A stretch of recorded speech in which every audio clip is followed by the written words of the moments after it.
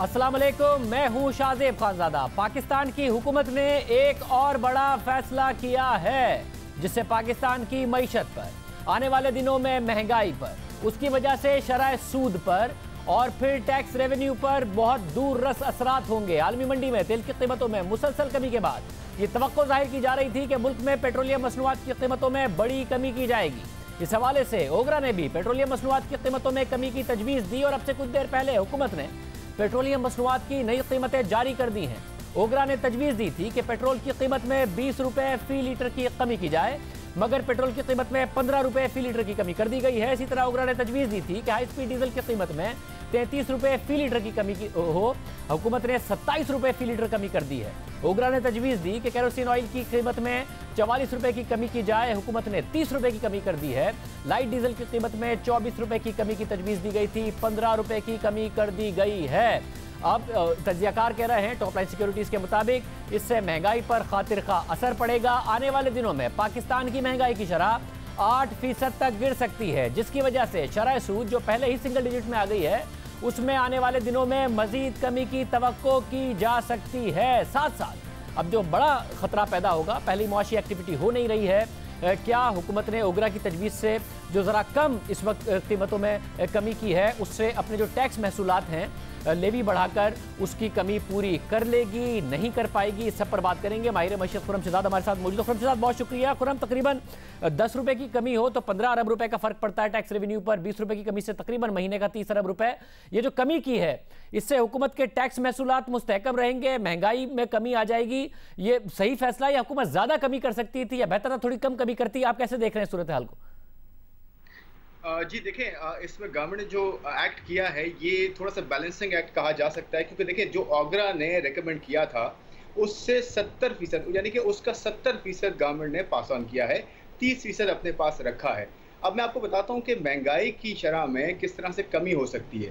देखिए महंगाई में इससे किस तरह से कमी होगी, इसके दो इम्पैक्ट होते हैं। ऑयल प्राइसेस जब भी नीचे आती हैं या ऊपर जाती हैं, एक डायरेक्ट इम्पैक्ट होता है जिससे ट्रांसपोर्टेशन कॉस्ट वगैरह कम होती है एक आम सारिफ की, और उसकी जो है वो पेट्रोलियम प्रोडक्ट प्राइसेस कम होने की वजह से, पेट्रोल में कमी की वजह से उसको कॉस्ट कम मिलती है। दूसरी तरह किस तरह से होता है, उसका इनडायरेक्ट इम्पैक्ट होता है, यानी कि जो अशिया खुर्दनोश होती हैं या जो भी अशिया मुल्क में बनती हैं उनकी एक ट्रांसपोर्ट जो है वो होती है, उसकी एक कॉस्ट होती है, उसमें कमी आ जाती है। फिर उसकी मैन्युफैक्चरिंग कॉस्ट में भी एनर्जी का काफ़ी हिस्सा होता है, उसमें भी कमी आती है। तो दो हिस्से हो गए। अब मैं आपको बताता हूँ जितना कम किया गया है इसका एग्जैक्ट इम्पैक्ट कितना आ सकता है आने वाले महीनों में। देखिए इस वक्त आपकी महंगाई की शरह जो चल रही है तकरीबन 10.20% चल रही है, 10% के करीब आप समझ लें। ये जो कमी की गई है ये 26% ऑन एवरेज की गई है, यानी कि जो प्राइसेस थी इससे एक महीना पहले और अब जो नीचे की गई है ये 26% कमी है। 26% का मतलब ये है कि तकरीबन 2.6%, तकरीबन आप 3% कह लें, महंगाई की शरह में कमी हो सकती है, यानी कि 10% से महंगाई की शरह गिर के 7-7.25% पे जा सकती है, जो कि एक बहुत बड़ा डिक्लाइन होगा आने वाले दिनों में। लेकिन इसमें गवर्नमेंट को मेक श्योर करना होगा कि जो प्राइस पास ऑन की गई है 70% तक जो रिकमेंड किया गया था ओगरा ने, उसका 70% किया है, तो उसको एक आम आसारिफ तक फ़ायदा मिलना चाहिए, प्राइस कंट्रोल होना चाहिए, प्राइस चेक होना चाहिए, अदरवाइज इसका फ़ायदा नहीं होगा। और इस वक्त आप जो टैक्स महसूलात है उसमें ज़ाहिर है बहुत ज़्यादा तेज़ी से कमी आ रही है। आपको लगता है इसमें जो गुंजाइश है वो टैक्स महसूलात जो IMF की कंडीशंस है वो भी हुकूमत पूरी करने में कामयाब हो जाएगी? ज़ाहिर उसमें काफ़ी रिलीफ भी मिल रहा है, वो गुंजाइश भी हुकूमत ने रखी है जितनी कीमतें कम की हैं उसके बाद? देखिए अब मैं आपको बिल्कुल, ये बहुत रेलेवेंट क्वेश्चन है। रेवेन्यू का इम्पैक्ट मैं आपको बताता हूँ कितना हो सकता है। देखिए गवर्नमेंट इससे पहले जो अभी तक ऑयल प्राइसेस जो है गिरी और उस पर जो petroleum levy plus sales tax, देखिए सेल्स टैक्स जो है पेट्रोलियम लेवी के ऐड होने के बाद लगता है, तो उस पर ही इम्पैक्ट जो है डबल होता है या फिर कम हो जाता है। अभी गवर्नमेंट पर मंथ जो एक एस्टिमेट के हिसाब से पैसा ले रही थी, जो गवर्नमेंट के पास जा रहा था डिक्लाइन से पहले, तकरीबन 50 अरब रुपए पर मंथ जा रहा था। गवर्नमेंट ने जो अभी पास ऑन किया है वो 22 रुपये on average Shahzeb pass on किए हैं। 22 रुपये ऑन एवरेज का मतलब ये है कि 1 रुपये अगर पास ऑन करती है गवर्नमेंट पेट्रोलियम प्रोडक्ट लेवी में, तो तकरीबन 1.5 बिलियन रुपीज़ का फर्क पड़ता है पर मंथ। इसी को आप अगर एक्सट्रापलेट करें, यानी कि 22 रुपये अगर कमी हुई है पेट्रोलियम प्रोडक्ट प्राइसेस में, तो जो रेवेन्यू इम्पैक्ट आएगा जो पास ऑन गवर्नमेंट किया है वो 34 अरब रुपए का पर मंथ है।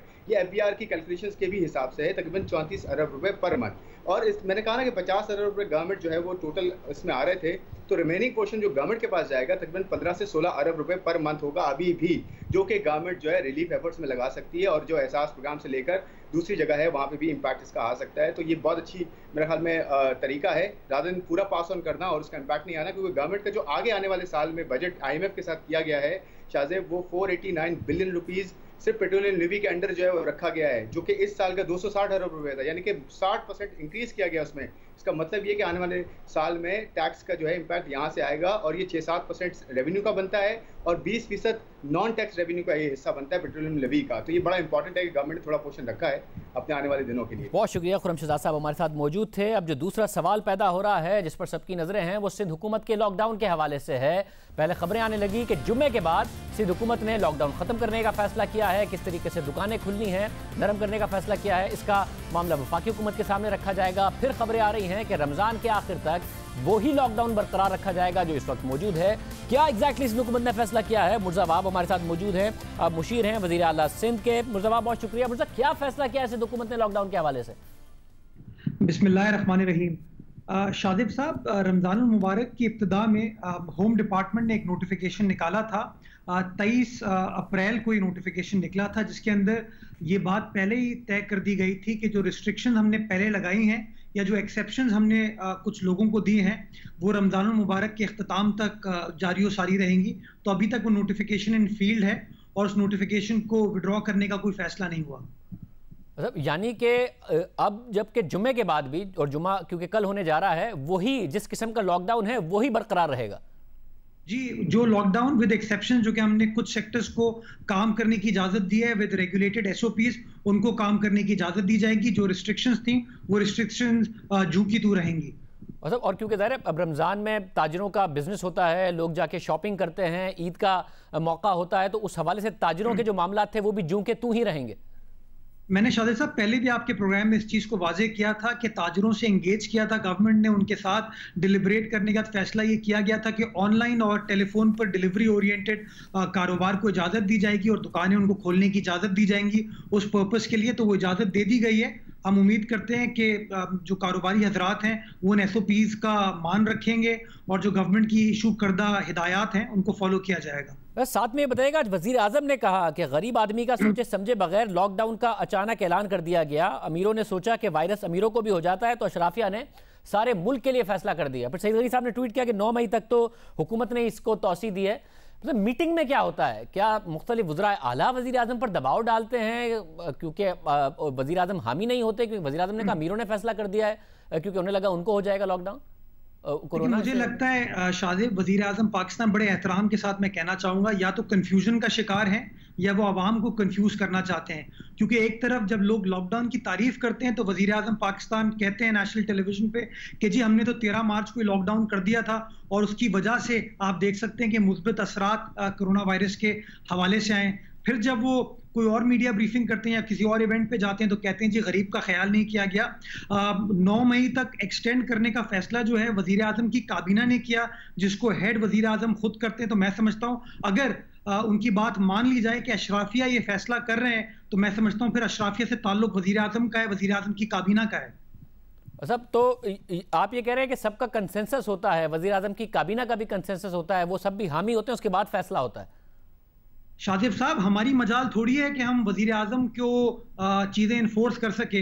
देखिए 4 सूबों में से 3 सूबों के अंदर तो वज़ीर आज़म के अपने कोलिशन पार्टनर्स की या उनकी अपनी सियासी जमात की हुकूमत है। वफाकी काबीना के अंदर भी वो लोग मौजूद हैं, कोई अपोजिशन का रुकन नहीं है। तो अगर आपको लगता है एक बेचारा वज़ीर आला सिंध वज़ीर आज़म पाकिस्तान के ऊपर ये फैसले बावर कराएगा तो मैं समझता हूँ ये मिसकंसेप्शन है। वज़ीर आज़म ये फैसला खुद करते हैं और नेचुरली तमाम स्टेक होल्डर्स उनको ये राय देते हैं, उसके बाद ये फैसला किया जाता है। तो ये कहना कि ये अशराफिया फैसला कर लेती हैं, ये कहना कोई और फैसला करता है, मैं समझता हूँ वज़ीर आज़म खुद अपने फैसला करने की सलाहियत को क्वेश्चन कर रहे हैं आप। सर ये मुझे बताइएगा कि सिंध की हद तक आप लोग कितने मुतमईन हैं? गुज़िश्ता 24 घंटों में 12 अमवात की खबर आई, जो एक दिन में कोरोना से होने वाली अब तक की सबसे ज़्यादा अमवात हैं। पूरे मुल्क में भी अमवात हो रही है, मगर वज़ीर आज़म ने भी कहा, असद उमर साहब ने भी कहा कि हमने अप्रैल के आखिर तक जो सूरत हाल सोची थी वो नहीं है, सूरत हाल कंट्रोल में लग रही है। जो ना सिर्फ जो नंबर ऑफ केसेस हैं वो कम हैं, बल्कि अस्पताल पर भी प्रेशर नहीं पड़ा जो हमने सोचा था। कि सिंध में भी आप जो सोच रहे थे उससे कम ही प्रेशर आया अप्रैल के आखिर तक अभी तक? शाजिम, मैं कैसे असद उमर साहब, उन्होंने कहा था कि 50,000 टेस्ट इतने दिन में हो जाएंगे, 25,000 टेस्ट इतने दिन में हो जाएंगे, तो मैं समझता हूं उनकी जो असेसमेंट है उस पर मुझे कोई इतना खास एतबार नहीं है। लेकिन मैं समझता हूं कि पाकिस्तान भर में और बिलखुसूस सूबा सिंध के अंदर सिचुएशन बड़ी खतरनाक है। 12 अमवात हुई हैं। कल जो हमारे पास से तकरीबन 12% टेस्ट जो है वो मुस्बित थे। तकरीबन इन तमाम केसेस के अंदर 80 से 82% केसेस का जो ताल्लुक है वो कराची शहर से है। तो ये बड़ी एक, मैं समझता हूँ, लम्हा फिक्रिया है हम सब के लिए। और खुदा का शुक्र है कि अभी तक अस्पतालों पे उतना प्रेशर नहीं पड़ा, और उसकी वजह यही है कि हमने लॉकडाउन को इन्फोर्स कराया। अगर खुदा ना खास्ता हमने लॉकडाउन पर नरमी लाई होती, अगर हमने लॉकडाउन को सही टाइम पर इन्फोर्स नहीं किया होता, तो मैं समझता हूं अस्पतालों पे प्रेशर ज्यादा आता। ये इस बात को शो करता है कि सिंध हुकूमत का जो लॉकडाउन करने का फैसला 23 मार्च का था वो बिल्कुल सही था, और उसके मुस्बित असरात आज सब देख रहे हैं। ये जहां इस बात को यकीनी बनाता है कि जो लॉकडाउन था वो तो डॉक्टर यास्मीन राशिद साहबा ने माना है, खैबर पख्तूनख्वा भी मान रहा है कि उसकी वजह से, असद उमर साहब भी कह चुके हैं कि लॉकडाउन की वजह से सूरत हाल कंट्रोल में आई। वज़ीर आज़म एक तरफ बात कर रहे होते हैं, मगर इन सब ने कहा है। मैं सिर्फ ये जानना चाह रहा हूं कि आप भी ये देख रहे हैं कि दुनिया भर में जो हॉस्पिटल्स पर प्रेशर आया, पाकिस्तान में अभी तक वो सूरत हाल नहीं बनी है। अब लॉकडाउन के ही सबरात हो सकते हैं वो, मगर वो कम से कम इस वक्त सूरत हाल कंट्रोल में, आपको भी नजर आ रहा है। ये बात दुरुस्त है वज़ीर आज़म की भी? जी देखें शाहिद साहब, अभी तो अल्हम्दुलिल्लाह ग्राउंड रियलिटी ये है कि 12 अमवात पिछले 24 घंटे में हुई है। अब बहैसियत हुक्मरां आप ये सोच सकते हैं कि क्या 12 अमवात ठीक है? मैं तो समझता हूं और बेहतर तरीके से लॉकडाउन होना चाहिए था, ताकि हम इन 12 लोगों को भी बचा पाते।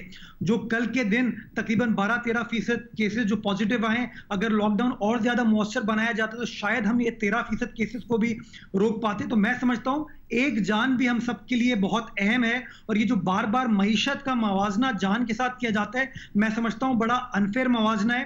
हैविंग सेड दैट, मैं समझता हूं कि जहां लॉकडाउन के मुस्बित असरात आ रहे हैं, वफाकी हुकूमत हो, सूबाई हुकूमत हो, हमें कंप्लेसेंट होने की जरूरत नहीं है। हमें आज भी यही तहिया करने की जरूरत है कि जिस तरीके से हमने मेहनत करके इस चीज को अंडर कंट्रोल रखा है, अगले अगर 10, 12, 14 रोज हमने इस चीज को आगे बढ़ाया तो मजीद हम इन चीजों में कामयाबी से हमकिनार हो पाएंगे। बहुत शुक्रिया बुरजवाब, हमारे साथ मौजूद थे। वज़ीर आज़म ने आज क्या कहा था? वज़ीर आज़म कह रहे हैं दीगर ममालिक से मवाजना करें तो हालात बेहतर हैं, बहुत बेहतर हैं। क्या कहते हो?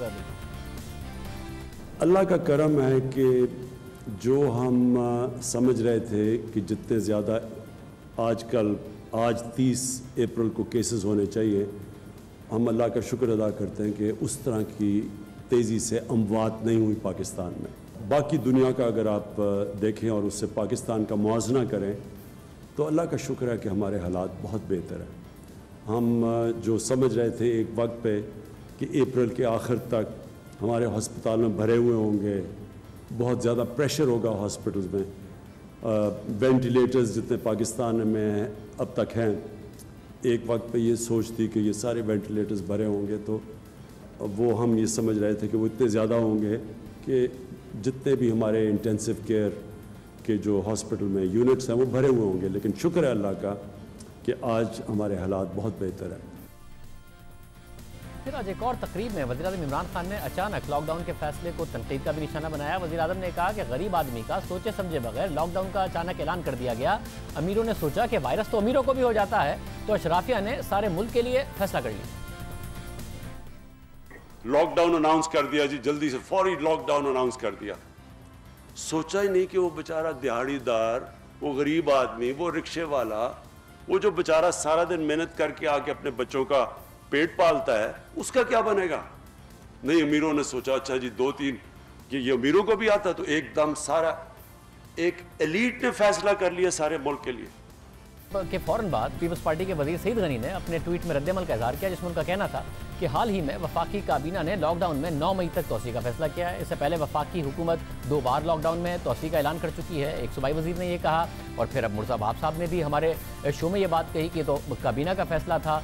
वज़ीर-ए-आज़म कह रहे हैं गरीबों का सोचे समझे बगैर अशराफिया ने फैसला कर लिया। हालांकि वज़ीर-ए-आज़म इमरान खान माजी में लॉकडाउन के नताइज की तारीफ भी करते आए हैं। जब ये तनकीद हो रही थी कि देर से फैसला किया तो वज़ीर-ए-आज़म ये कहकर दिफा करते रहे कि देर से फैसला नहीं किया, सिर्फ 26 केसेस थे तभी हमने लॉकडाउन कर दिया, यानी जल्दी लॉकडाउन का क्रेडिट ले रहे थे। हमारा लॉकडाउन कामयाब क्यों हुआ अब तक? जितना भी हुआ है, कोई पब्लिक गैदरिंग्स नहीं अलाउड, कोई क्रिकेट मैचेस कैंसिल किए, 23 मार्च की परेड कैंसिल की, स्कूलें, शादियां, शॉपिंग मॉल्स वो बंद कर दिए, यानी जिधर जिधर लोग इकट्ठे हो सकते थे वो हमने बंद कर दिए और वो बंद रहेंगे। जो लॉकडाउन हमने किया था जब सिर्फ 26 केसेस थे पाकिस्तान में, वो लॉकडाउन आगे भी लेके जा रहे हैं। जब हमारे 26 केसेस थे पाकिस्तान में तो तब हमने लॉकडाउन शुरू किया। और दूसरा, अवाम का भी बड़ा मैं शुक्रिया अदा करूँगा कि अवाम ने भी हमारे साथ बहुत हद तक तावन किया। मुसलसल क्रेडिट लेते रहे, जबकि आज कह रहे हैं कि अमीरों ने गरीबों का सोचे बगैर फैसला कर दिया। 9 मई तक लॉकडाउन में तोसी का फैसला भी गुज़िश्ता दिनों खुद उसका ऐलान असद उमर साहब ने किया वफाकी काबीना के फैसले के बाद।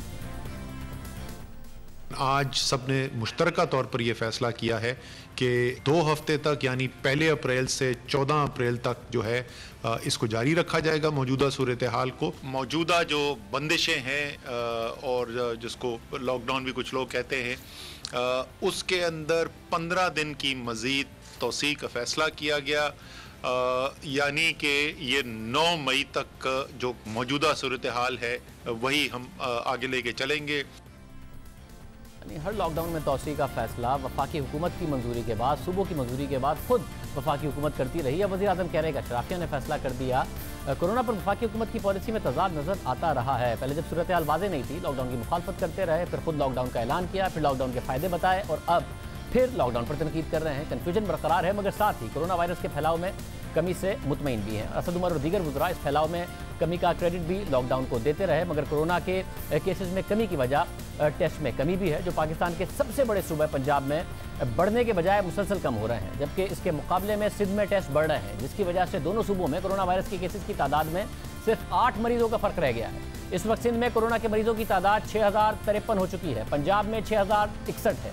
इसी तरह मुल्क भर में अब तक 1,74,160 टेस्ट किए गए हैं, जबकि 24 घंटों में 8,249 टेस्ट किए गए हैं। हालांकि अप्रैल के आखिर तक हुकूमत ने दावा किया था कि 20 से 25 हज़ार रोज़ाना टेस्ट होंगे, उसका 1/3 इस वक्त टेस्ट हो रहे हैं, 8 से 8,500 टेस्ट हो रहे हैं। मुसलसल हुकूमत दावे करती रही अप्रैल के आखिर तक टेस्ट की तादाद बढ़ाने की।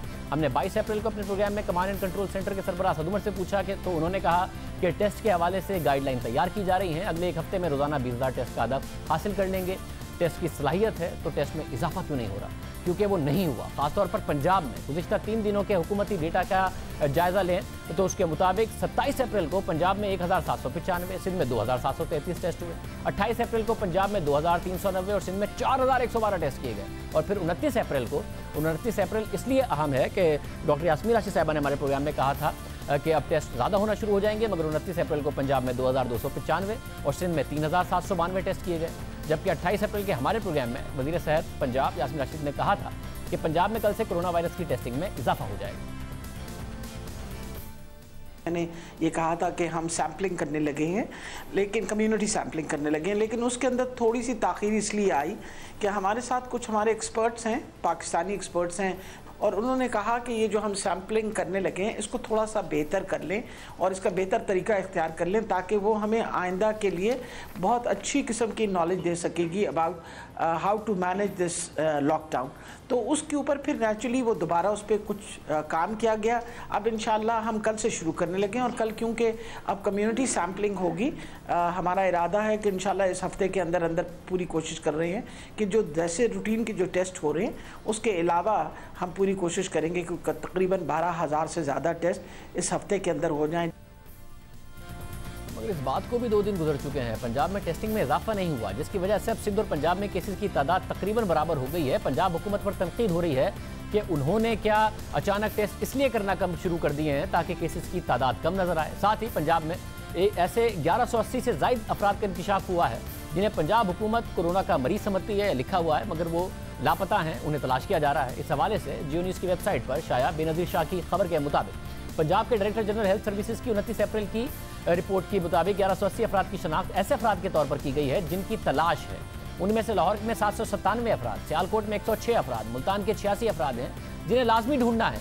रिपोर्ट में इन अफराद को कोरोना वायरस के मस्बत केसेस में शामिल किया गया है और ये अफराद 29 अप्रैल को शाया होने वाली पंजाब में कोरोना के टोटल केसेस में शामिल हैं। इस हवाले से पंजाब के स्पेशल हेल्थ केयर और मेडिकल एजुकेशन डिपार्टमेंट के डिप्टी सेक्रेटरी मुदस्सिर अहमद का कहना है कि 1000 से ज़्यादा केसेस सिर्फ मुश्तबा हैं और वायरस के मस्बत केसेस नहीं हैं। उनका कहना था कि मुश्तबा केसेस को उस वक्त तक मस्बत केसेस तस्वुर करते हैं जब तक उनका टेस्ट मनफी ना आ जाए। ये कोरोना वायरस के मरीजों के कॉन्टैक्ट्स हैं जिनका अभी तक पता नहीं चल सका है और उनके भी मुतासिर होने का खदशा है।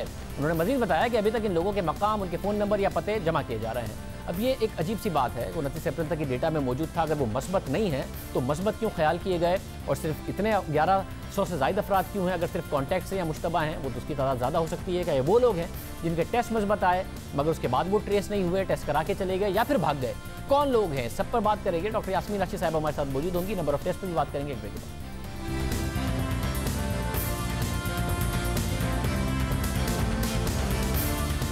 वज़ीर सेहत पंजाब डॉक्टर यास्मीन राशिद साहब हमारे साथ मौजूद हैं। डॉक्टर साहब बहुत शुक्रिया। डॉक्टर साहब आपने परसों कहा था कि कल से बेहतर हो जाएगी टेस्ट की तादाद, नहीं हुई। मुसलसल सवाल उठ रहा है कि क्या पंजाब जानबूझकर कम टेस्ट कर रहा है जबकि सलाहियत है? असल में शाहजेब आप बिल्कुल सही कह रहे हैं। बहुत ये जो सवाल बार बार आ रहा है वो ये है कि जो क्या कहते हैं टेस्ट है वो आप बिल्कुल ठीक कह रहे हैं कि कम हो रहे हैं। आज के दिन में हमने 2295 टेस्ट किए हैं और हमने तादाद बढ़ा के 4 से 5000 पे लेके जानी थी। पर परसों जो मैंने आपको बात बताई थी एग्जैक्टली वही बात है कि हमें वो दोबारा से अपना वो सारा जो सैम्पलिंग करनी थी उसको दोबारा रीडिज़ाइन करना पड़ा जिसकी वजह से डिले हुई। एक जो बहुत बड़ी वजह है वो ये थी कि इससे पहले हमारे पास बहुत बड़ी तादाद उन लोगों की थी जो तबलीगी इज्तिमा के लोग थे, ज़ायरीन के थे, जिनके टेस्ट हो रहे थे और फिर बार बार भी टेस्ट जब ताकि 2 नेगेटिव टेस्ट हों तो घर जाएं। तो हमारी अच्छी खासी तादाद, आपको पता है बीच में 3000 प्लस पे भी हम गए थे। लेकिन इंशाल्लाह कल से, क्योंकि आज जैसे सैम्पलिंग शुरू हो गई है, मीडिया हाउसेस की सैम्पलिंग शुरू हो गई है, पुलिस लाइंस की सैम्पलिंग शुरू हो गई है, इसी तरीके से हम अपने जो हेल्थ केयर वर्कर्स हैं उनकी सैम्पलिंग करने लगे हैं, इंडस्ट्री की सैम्पलिंग करने लगे हैं। अब इंशाल्लाह कल से हम उम्मीद रखते हैं कि number of test are going to be increased exponentially. और इस वक्त भी आज के दिन के लिए अगर मैं बताऊं तो 80,000 टेस्ट जो है वो पंजाब कर चुका है। वो कंपैरेटिवली अच्छी बड़ी तादाद टेस्ट की है। सर बिल्कुल पहले किए मगर जब लॉकडाउन नरम किया उसके बाद नहीं किए। क्या इस वजह से है कि जी करेंगे तो बहुत बड़ी तादाद अगर आ गई तो ये ना हो कि लॉकडाउन नरम करने की वजह से हुआ है, इसकी वजह से आपने कम कर दिए? क्योंकि आपको नजर आया कि वैसे ही वायरस पाकिस्तान में अभी तक कम लोगों को मुतासिर कर रहा है, नजर आ रहा है कि क्रिटिकल भी कम है, अस्पतालों पर भी दबाव नहीं पड़ा, तो बेहतर है फिर कम ही करें। लग रहा है शायद पाकिस्तान में इम्यूनिटी लोगों की बेहतर है या कोई और वजह जो अभी तक नहीं पता। अल्हम्दुलिल्लाह मेरा ख्याल है, देखिए तो अल्लाह का बहुत बहुत बड़ी मेहरबानी है हम लोगों के ऊपर कि अगर हमारी जो इम्यूनिटी है कंपेयर टू वेस्टर्न कंट्रीज़ हमारी बहुत बेहतर है और हमारी ख़ास तौर पे जो जवान पौधे है अल्हम्दुलिल्लाह वो तो बग़ैर सिम्टम्स के, ये बहुत ही माइल्ड सिम्टम्स के साथ they have recovered from it. कुछ ने तो कहा वो बेचारे नाराज़ हमसे इसी बात पे हो रहे हैं, उनको अस्पताल में जब रखा हुआ है तो नाराज़ इस बात पे हो रहे हैं कि हम बिल्कुल ठीक ठाक हैं, आपने हमें क्यों रखा हुआ है। पर शुक्र है खुदा का कि दिस इज़ द सिचुएशन और आपके सामने डेथ्स की फिगर्स तो कोई भी नहीं छुपाएगा, ना हम छुपाएंगे, ना सिंध, ना कोई और छुपाएगा। तो जो फिगर्स आ रही हैं सामने, यहाँ तक कि बाकायदा इंस्ट्रक्शंस हॉस्पिटल्स में ये भी दी गई हैं कि if you are suspecting a patient जिसका कोई आपके पास इस वक्त कोई बनी कि कोरोना का, प्लीज़ टेस्ट दैट पेशेंट। अगर खुदा न खास्ता कोई डेथ भी हो जाए तो तब भी आप टेस्ट कर लीजिए जस्ट टू बी श्योर कि कहीं कोविड वायरस की वजह से ये डेथ। और सर उसके बावजूद टेस्ट करने की वजह से नंबर बेशक बढ़ जाएगा मगर ट्रेंड पता चल जाएगा, पॉलिसी बनाने में आसानी होगी। नंबर बढ़ेगा ज़रूर, ये मैं आपको पहले दिन से बता रही हूँ। This virus is there in the air, बढ़ेगा ज़रूर, पर अल्लाह करे कि इस तरह बढ़े कि हम अस्पताल जो हैं हमारे वो ये बोझ उठा सके। That is actually the reason आप जो लॉकडाउन कर रहे हैं या जो प्रिवेंशन करने की कोशिश कर रहे हैं वो सारी इसीलिए करते हैं ना कि कम लोगों को लगे, और अगर लगे भी तो फिर इतनी तादाद को लगे जिसको आप संभाल सकें। तो अभी तक तो सिचुएशन इस तरह की है। आइंदा अगले 10 दिन में क्या होता है मेरे लिए बहुत बड़ी प्रेडिक्शन देना तो मुश्किल होगा। आई एम होपफुल इंशाल्लाह सिचुएशन जो है वो स्टेबल ही रहेगी। और साहब ये बेनज़ीर शाह साहबा की स्टोरी है जियो न्यूज़ के लिए, वो ये कहती तकरीबन 1180 केसेस सस्पेक्टेड भी हैं, टू बी ट्रेस्ड भी हैं और जिस कॉलम में वो लगे हुए हैं, लिखे हुए थे 29 अप्रैल तक, वो पॉजिटिव भी हैं कोरोना के। ये क्या मामला है? क्या लोग टेस्ट करा के मिले नहीं, बाद में फिर ये टेस्ट मस्बत आया था? क्या मामला है ये? नहीं, मेरी इतला के मुताबिक जितने लोग हैं वो सारे ट्रेस्ड हैं, और ट्रेसिंग आप कॉन्टैक्ट्स की करते हैं। You need to trace the contacts because you need to test those people जो लोगों के contacts हैं। तो आई डोंट नो ये किस तरह का मिसनोमर है। हमारे पास जितने मरीज इस वक्त जिनको आइडेंटिफाई किया है, जो पेशेंट प्राइवेट लैब तक में आइडेंटिफाई हो जाता है, उसकी इंफॉर्मेशन गवर्नमेंट के पास उसी वक्त आ जाती है। Choices have been given. हाँ, ये ज़रूर किया गया है कि सबको अस्पताल में नहीं रखा गया। देयर आर सर्टेन एरियाज जहाँ जो लोग जो थे एसिम्प्टोमेटिक थे उनको क्वारंटीन करके अलहदा आइसोलेशन में रख दिया गया है। फॉर एग्जांपल जहाँ हमारे पास उस तरह की सहूलतें थी, जहाँ फील्ड हॉस्पिटल में उनको वहाँ रखा गया। तो आई एम नॉट श्योर किस 1100 की बात करें। हमारे पास every patient tracing is done. अगर आप मरीज को ट्रेस ना कर सके तो आपने उसका कैसे टेस्ट किया, फिर टेस्ट की रिपोर्ट कैसे आई, ये तो देखें कहना बड़ा मुश्किल है। आप जो उनके कॉन्टैक्ट्स हैं उनको ज़रूर आप ट्रेस करते हैं, because we want to find out all their contacts, और उनके कॉन्टैक्ट्स की टेस्टिंग करना बहुत ज़रूरी है। जैसे एक फैमिली के अंदर आपको पता है पिछले दिनों भी आपने देखा है कि फैमिलीज़ हॉस्पिटल्स आ रही हैं, जहाँ एक बंदा इन्फेक्ट हुआ, उसने अपने बाकी घर वालों को इन्फेक्ट किया, फिर हमें उन घर वालों को भी अस्पताल में लाना पड़ा। So contact tracing is the word I think that they might be miss, you know. वो दुरुस्त है, मगर जो लिस्ट है उसमें कोविड-19 पॉजिटिव केसेस के नीचे 1180 का नंबर लिखा हुआ है। लाहौर के 797, सियालकोट में 106, मुल्तान से 86 हैं। कहीं ऐसा तो नहीं है कि लोगों ने टेस्ट कराया, मस्बत है, उसके बाद ट्रेस नहीं हो रहे हैं, भाग गए कि हमें क्वारंटीन में ना रखना पड़े? कंसर्न पैदा हो जाता है कि पॉजिटिव केसेस तो नहीं है जो कि है, ऐसा तो नहीं है? मेरा ख्याल है भागा तो कोई नहीं है। जो एक दो भागते हैं उनके पीछे पुलिस भागनी शुरू कर देती है। अभी naturally we had one patient who ran away from उधर से एक्सपो सेंटर से, तो उसके पीछे तो police went and traced him. तो मेरा ख्याल है कि इस सिलसिले के अंदर the administration is extremely vigilant. तो ऐसी कोई बात नहीं है, लेकिन जिस तरह आपने अगर ये बात की कोई निशानदेही की है, मैं इसको दोबारा इन्वेस्टिगेट करके सारी डिटेल्स पता करके I will share it with you the next time.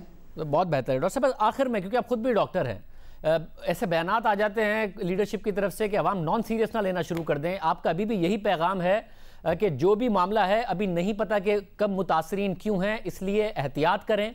और ये गरीब आदमी अमीर आदमी वाली बात कर दी जाती है, अभी भी गरीब आदमी को ख़तरा ज़्यादा है। छोटे घर में ज़्यादा लोगों का रहना, आसपास होना ज़्यादा ख़तरा बनाता है। अमीर आदमी फिर भी प्राइवेट हॉस्पिटल अफोर्ड कर सकता है। इस वायरस का ज़्यादा ख़तरा गरीब आदमी को है, कच्ची आबादियों को ही है। उन्हें ज़्यादा एहतियात करनी चाहिए, आप समझते हैं?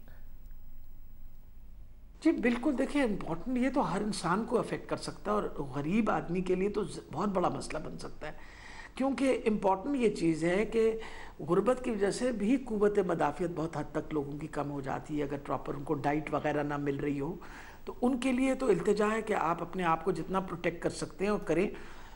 इम्पॉर्टेंट ये है कि अभी हमें लोगों ने, बहुत सारे लोगों ने नाराज़गी का इजहार किया, जी हम बिल्कुल ठीक है, अपने घर हमें नहीं जाने दे रहे।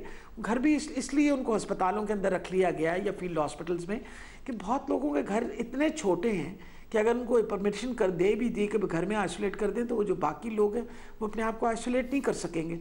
तो इसलिए मेरा ख्याल है पैगाम देना बहुत इंपॉर्टेंट है आपके प्रोग्राम के तहत कि नंबर 1, जो जितने बूढ़े लोग हैं 50 years and above, you are in the high risk. 60-100% you are high risk. आप मेहरबानी करके 60+ हैं तो अपनी जितनी हिफाजत कर सकते हैं हिफाजत करें। और हर इंसान जो है उसको ये वायरस लग सकता है, ख़ास तौर पे गरीब लोग। जब बहुत ज़्यादा आप इकट्ठे एक घर के अंदर बहुत ज़्यादा लोग इकट्ठे रहें तो इस वायरस का फैलने का ख़तरा भी ज़्यादा होता है। तो जितनी हिफाजती इक़दाम लेंगे उतनी बचत आपकी ज़्यादा होगी। डॉक्टर साहब बहुत शुक्रिया। और यास्मीन रशीद साहब हमारे साथ मौजूद थी। सबके लिए ये वायरस ख़तरा है, जिनके लिए सोशल डिस्टेंसिंग, इसके अलावा फिजिकल डिस्टेंसिंग मुश्किल है, एक दूसरे से फासला मुश्किल है, छोटे घर में ज़्यादा लोग रहते हैं, उनके लिए और ज़्यादा ख़तरा है, और ज़्यादा एहतियात की ज़रूरत है। लॉकडाउन का उनको फ़ायदा भी ज़्यादा है। एक ब्रेक प्रोग्राम में शामिल करते हैं और आप खबर से बात करेंगे। ब्रेक के बाद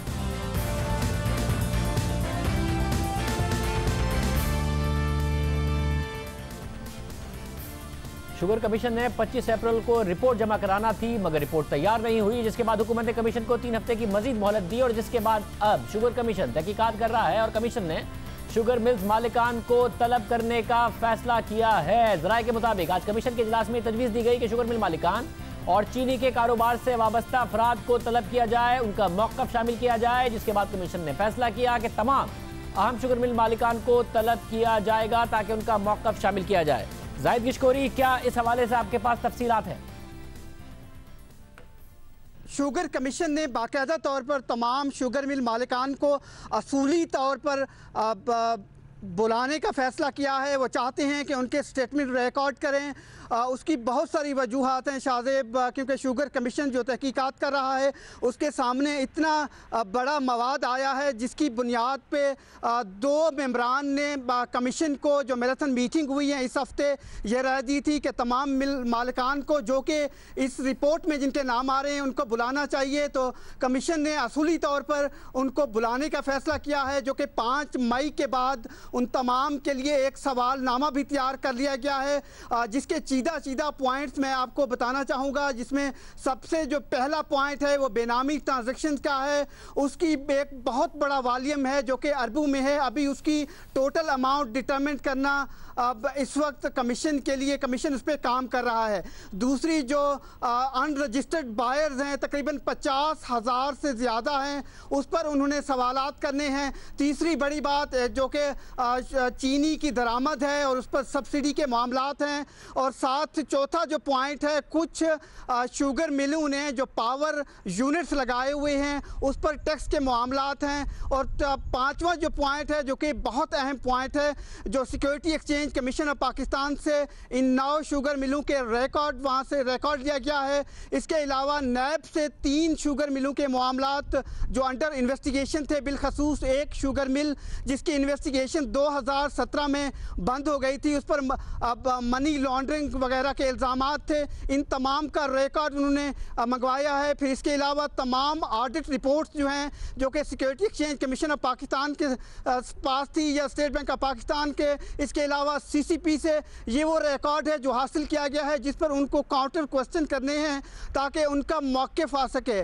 इसके अलावा शाहजेब जो 9 तहकीकाती टीमें हैं उन्होंने पाकिस्तान के मुख्तलिफ कोनों में जहाँ पर ये 9 शुगर मिलें वाक़ थी वहाँ पर उन्होंने रेड किए हैं, गाहे बगाहे वहाँ से रिकॉर्ड हासिल किया है। उनमें से चंद टीमों को एक बहुत बड़े चैलेंज का सामना है, बहुत मुश्किलात का सामना है, क्योंकि उनको जो मतलूब डेटा है वहाँ से हासिल नहीं हो पा रहा है। जो हमारी मालूमात हैं, हमारे ज़राए का ये बताना है कि आज भी एक रेड किया गया है, लेकिन तमाम शुगर मिल तो नहीं, कम अज़ कम 6 शुगर मिल ऐसी हैं जहाँ पर तमाम डेटा जो उनका IT का डेटा था, तमाम कंप्यूटर्स और सब कुछ जो था वो तब्दील कर दिया गया था।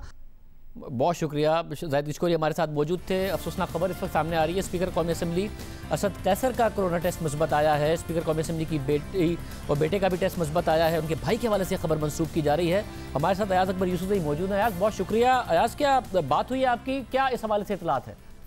शायद मेरे उनके जो स्टाफ अफसर हैं शहरयार, उनसे भी बात हो गई है। उन्होंने भी कंफर्म कर दिया है कि वो करंटीना में चले गए हैं। उनका जो टेस्ट उन्होंने आज करवाया था उसकी रिपोर्ट आई, वो पॉजिटिव निकल आए हैं। और उनके भाई अब्दुल वहीद से भी हमारा राब्ता हुआ है, उन्होंने भी कंफर्म किया है कि असद कैसर का भी कोरोना टेस्ट पॉजिटिव है। उनके एक बेटा और एक बेटी उनके भी पॉजिटिव आए हैं।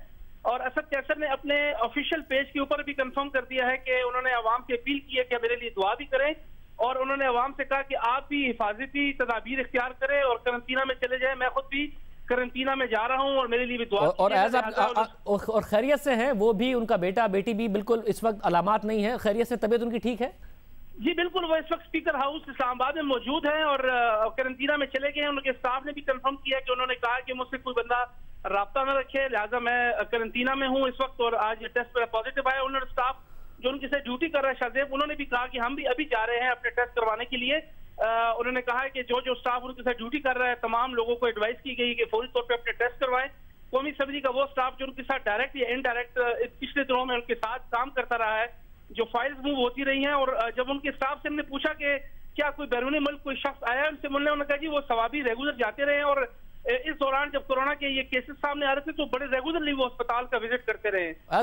ये बताएगा कि कल तक वो ज़ाहिर मुख्तलिफ अराकीन असेंबली, मुख्तलिफ मीटिंग्स, क्या वो कल तक करते रहे हैं? क्योंकि सिर्फ उनके स्टाफ तक बात नहीं है, बाकी सबको भी अर्जेंटली ट्रेस करके फ़ौरन बता के टेस्ट किया जाए ताकि फैले ना। ये क्या उनकी मीटिंग सब चलती रही थी कल तक? जी शाहजेब, जो नेशनल असेंबली के जो यहाँ पर करीब जितने भी मेंबर्स हैं वो आते रहे हैं, और क्योंकि इस वक्त जो एक 2-3 बड़े इंपॉर्टेंट बिल हुकूमत ने मूव करने हैं, उसमें असद कैसद की इन्वॉल्वमेंट भी है, और बिल्स के अंदर वो रेगुलरली जो अरकानी कौमी असम्बली है उनसे मुलाकातें करते रहे हैं। इसके अलावा जो दीगर खैबर पख्तूनख्वा असम्बली के जो लोग जो इनका KPK से ताल्लुक है उनकी भी छोटे मोटे काम रहे हैं, वो भी इस्लामाबाद आते रहे। काफी लोगों के साथ उनका मेल जुल रहा है, और उनसे भी उनके स्टाफ ने हमें बताया कि वो रेगुलरली अपने तमाम जो जितने भी मामलात जिंदगी थे वो उसी तरीके से कर रहे थे जिस तरीके से नॉर्मली करते हैं। सिर्फ कौमी असम्बली का इजलास नहीं था, बाकी स्पीकर ऑफिस में लोग आते जाते भी रहे हैं, अपना काम भी वो करते रहे, और जो फाइल वर्क है वो भी मुकम्मल तौर पर वो खुद ही। बहुत शुक्रिया। बड़ा लाजमी होगा MPAs MNAs इसके अलावा वज़रा अगर कोई भी उनसे मिले हैं फौरी तौर पर उनका भी टेस्ट किया जाए।